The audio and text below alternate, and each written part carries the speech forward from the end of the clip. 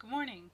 My name is Rhonda Montgomery Conwell. I'm the Assistant Superintendent at North Central Education Service District, and I'd like to talk with you a little bit this morning about new technologies and the need for new pedagogies. The International Society for Technology in Education has established some education technology standards for students, teachers, and administrators. I like to post this list because it's usually surprising to people to understand that only one of the 6 standards for educational technology really focuses on how the technology operates and the use and the concepts behind technology and computer science. The majority of it is about information management, critical thinking, problem solving, collaboration, and communication. There are many reasons for infusing educational technology into the classroom. When students love it, they're engaged. The professional development, when done appropriately, aids the teachers in actually doing activities that assist the individual students. It makes life easier for the teachers. Their job gets done with much less stress, and it does improve test scores for students. Most of my implementations have been initially in classrooms with students with high needs, learning needs, and it has had an excellent effect there. Students get to learn from the experts online.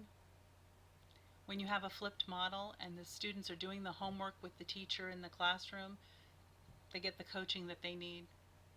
Saves money because students have access to teachers online and through the development of the applications, the software that guides them and help them in the learning. And it removes obstacles because teachers who are involved in classrooms that infuse technology with the appropriate pedagogy have no discipline problems. There are 5 myths to the use of educational technology. New teachers are not the first ones to implement technology. In fact, the majority of teachers implementing technology successfully are 10-year or better veterans.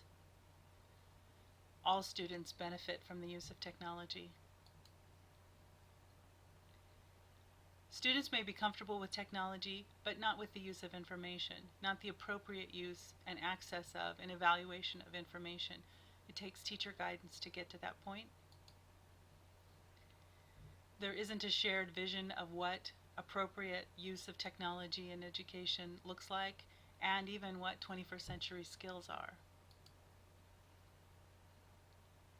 Most teachers don't believe that their teacher prep programs prepared them for what we're encountering now.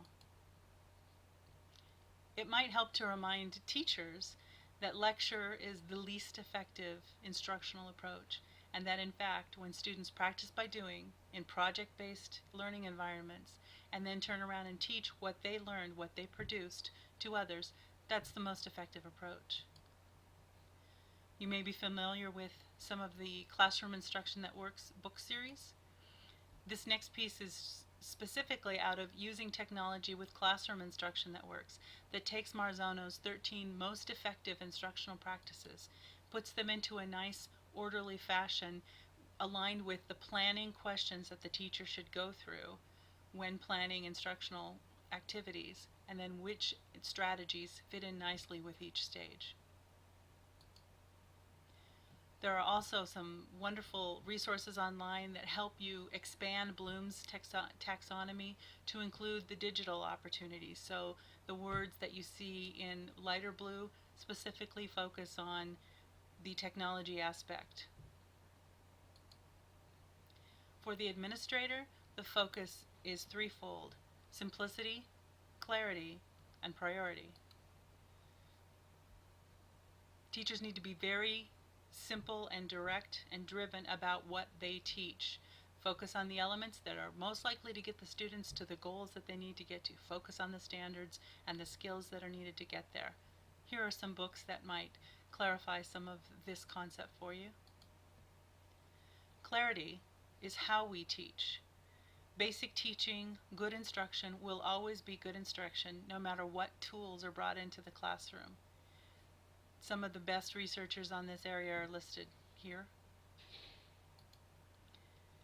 Priority is keeping a reasonable grasp on what effective implementation of good curriculum is with effective instruction and authentic literacy. If you'd like to read up on some of these concepts, these are the most recent researchers in those areas.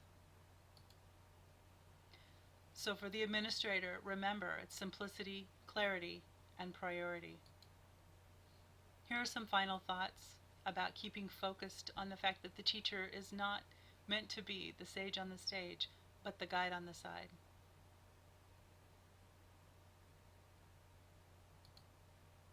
Thank you for your time.